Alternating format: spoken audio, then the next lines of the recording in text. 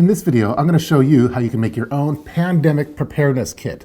This is a basic set of supplies for immune system boosters in addition to disinfectants that you could leverage as a precautionary measure during a potential pandemic situation. At the time of the making of this video, the Wuhan coronavirus is very big right now. Everyone in the world is watching, but this particular kit could really be used for any type of flu-like pandemic situation. There's a lot to cover in this video, so let's get right down to it. This is how to make a pandemic preparedness kit. Let's get started.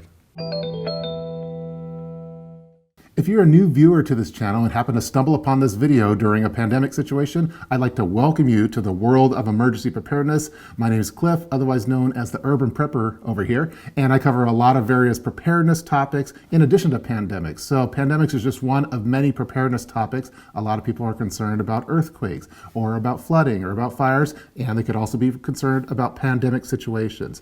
So all of the supplies that we're going to be covering in this particular video fits into my overall system of preparedness. I recently created a video, it's kind of a prepping 101 video that talks about my prepping architecture diagram where all of my various prepping systems fit into place. So I'll make sure to include a link to that video because this is going to tie in to the topics that were covered in that one. Just as a quick heads up, the items that are going to be covered in this pandemic preparedness kit video aren't going to be for treating cold and flu-like symptoms like having cough syrup and cough drops and things like that. This is more of a precautionary measure before you get to that point. So that might be covered in a future video.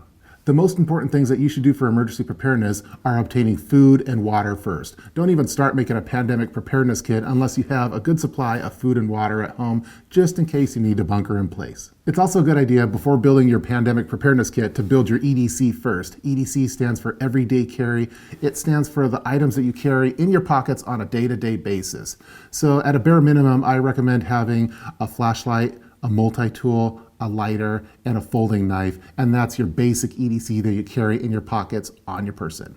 Most of the items that you're going to see in this pandemic preparedness kit are things that I already had as part of my prepping system. I had these stored in my hygiene module. So I have various modules for preparedness: food, water, first aid, comms, fire. Hygiene is one of them, and that includes hygiene items, sanitations, disinfectants, things like that.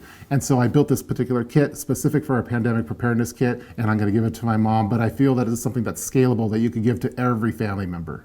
While the Wuhan coronavirus is really big right now, everyone's paying close attention to it, I feel fairly comfortable with my pandemic preparedness measures that I've put into place over the years now, starting off many years ago when I initially planned my home preparedness system and then started expanding out from there. I started doing research into various N95 respirator masks, and so I was taking a look at the flat fold versions and other versions to do some testing of those, and I slowly stockpiled my N95 respirator masks way back when, so half a decade ago. After that, I started taking a look at various gas masks and did some reviews of them, the SGE 403, and most recently the MIRA safety gas mask, which is a really nice one. I'll have a link in the description box for that one if you're interested. And then I started doing additional preparedness measures. A few years ago, we bought our home, and then I started planning out my color-coded storage bins for the garage for organizing all of my various emergency preps, and they're all color-coded based off of the color of prepping. Last summer, I did a video on a DIY containment room kit for pandemic purposes. So if you need to quarantine or contain someone in a room that happens to show symptoms, I had the basic set of supplies to do that. So a lot of plastic sheeting and duct tape, basically. And most recently, I did my family CBRN kit, which is basically a bunch of hazmat suits that are organized in a certain way for all of the members of my family, so we're protected for CBRN situations. So this video naturally ties into what I've already done for my preparedness measures. So without further ado, let's open up the pandemic preparedness kit and start going through all of the items individually.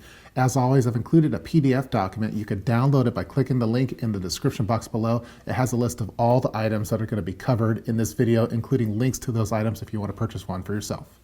Let's start off first with the container itself. This is the Sterilite 17-liter latching lid plastic container. I find that it's the perfect size for this particular kit. I've wrapped it in reflective tape. I feel that it makes it look more like an emergency kit, and the reflective tape makes it a little easier to find just in case you have to look for it at night. When you shine a flashlight on it, it gets really bright. I have a few biohazard labels on this particular kit just to help represent what it is. It helps make it stand out as well. And then last, I have an itemized list of all the contents that are included in this pandemic kit. The first items included are hand sanitizer. During this type of situation, it's very important to just wash your hands constantly. Ideally, you would do this at a sink, but if you don't have quick access to a sink, this alcohol-based hand sanitizer is also a good option. I have 3 of them included in this particular kit. If you look back at my prepping architecture diagram, you're going to want to include 1 at home, 1 in your vehicle as you're in transit, and 1 at your off-site location like your office. So again, always make sure that you have quick access to hand sanitizer. 3 is the bare minimum. The next few options are for your face. I don't know about you, but anytime this kind of situation happens, I always want to touch my face, but I know you're not supposed to. The first one is some Kleenex wet wipes, and the second is a packet of Neutrogena makeup removing cleansing towels. Again, this is to wipe down your face after you've wiped down your hands. Both of these are alcohol-free, so it's a lot more gentle on your face. Next, I have a few disinfectant wipes. I'm not too particular on what brand to use, so I have a few different options. The first being some Clorox wipes, and the second being Lysol wipes. Both of these clean up to 99.9% of viruses and bacteria. It's good basically just to wipe everything down that you can. I have 2 of them included in this particular kit. If you look back at the prepping architecture diagram, I recommend including 1 in your vehicle for wiping down the interior of your vehicle like your steering wheel. And then the second one could be included at your off-site location, for example, at your desk at work. So you could use it for wiping down your chair, your keyboard, mouse, and other items that are at your desk. Again, a few packets of disinfecting wipes. Next, you should have multiple N95 respirator masks.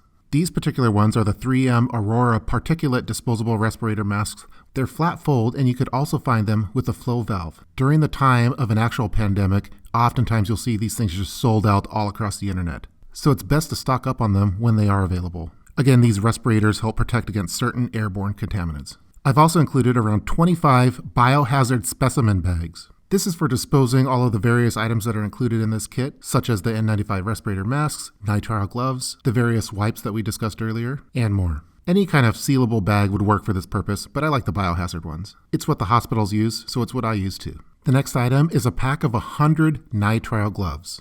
Nitrile gloves protect against most chemicals and infectious agents. These particular ones are 5 ml, latex-free, powder-free, textured, and disposable. Include the proper size for your particular hands. Again, a pack of 100 nitrile gloves. The next few items are your concealed carry weapons of your pandemic kit. The first being some Lysol disinfectant spray. Again, this one kills 99.9% of viruses and bacteria. It kills over 100 illnesses causing germs, including cold and flu viruses. Use this to basically spray down anything that you touch, for example, door handles. I've also included an empty glass spray bottle for when that disinfectant spray were to run out. This way you could use some bleach and make your own disinfectant spray. I didn't include any bleach in this particular kit because I think it's a general household item that you're always going to have. It's good to have bleach that hasn't expired yet, so there's various ways that you can make your own bleach. You could use pool shock, or there's fancier equipment that allows you to be your own bleach dealer of the neighborhood, which I covered in a previous video. This particular glass spray bottle offers UV protection, which protects against degradation from ultraviolet light. It's BPA and lead-free. Again, spray down anything that you touch. The next item that I've included are some swimming goggles. This is to be used in conjunction with the N95 respirator masks if need be.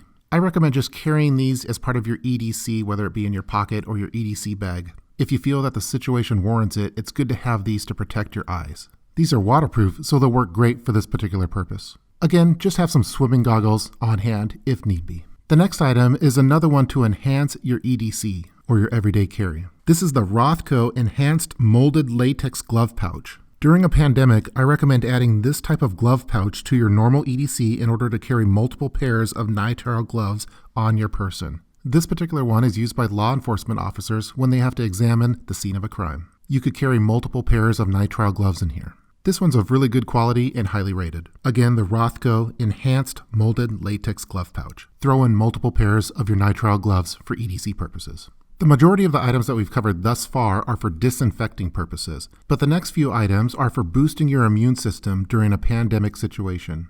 I'm not a medical professional by any means, so just take the next few items with a grain of salt. This is just what I've included in my particular pandemic preparedness kit.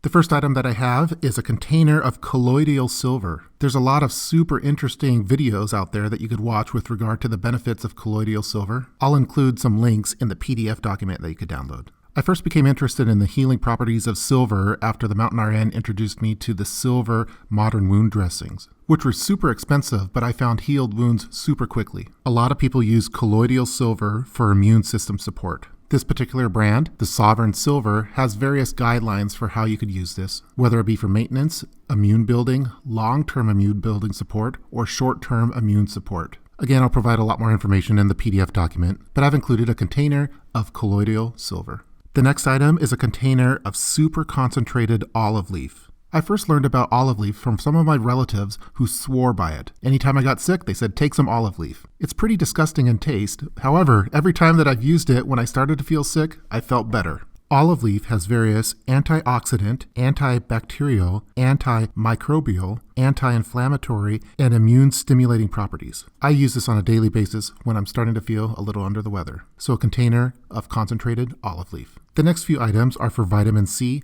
During flu season, I usually like to have a lot of vitamin C, more than the daily recommended dose. So the first item is 250 tablets of 1,000 vitamin C. And the last item is for vitamin C. It's Terrasol Superfoods CAMU powder. CAMU is super rich in vitamin C. Vitamin C acts as a powerful antioxidant for your body and is vital for your health, for your skin, and immune system. CAMU could also have antibacterial properties, which could help reduce blood pressure, weight, and blood sugar levels. There's a lot of great information out there with regard to the benefits of CAMU powder. It's an awesome source of vitamin C. And those are all of the items stored in the Pandemic Preparedness Kit. All of the items that I've included for immune system support aren't really patentable by the FDA. You can't patent silver or olive oil or CAMU berries, but I like leaning more towards those natural solutions over a synthetic form. Again, your needs may vary than mine, so you could just take all of this with a grain of salt.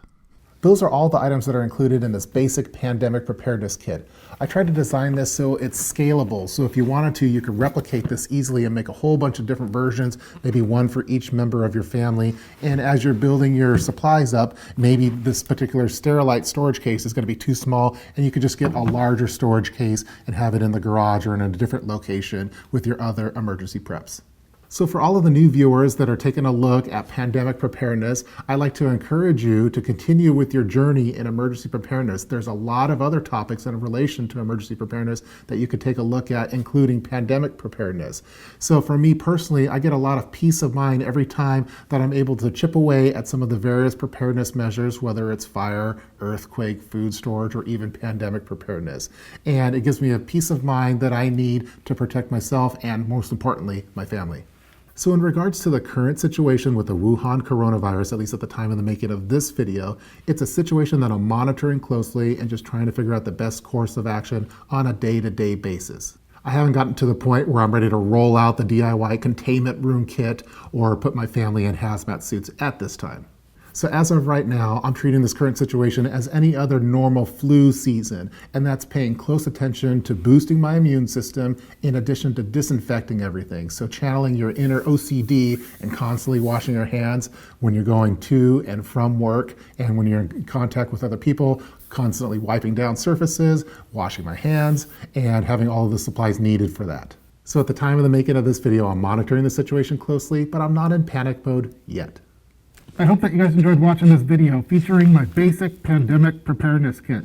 Please leave your comments below in the comment section regarding this video. You can also download the PDF document. It's available as a link in the description box below.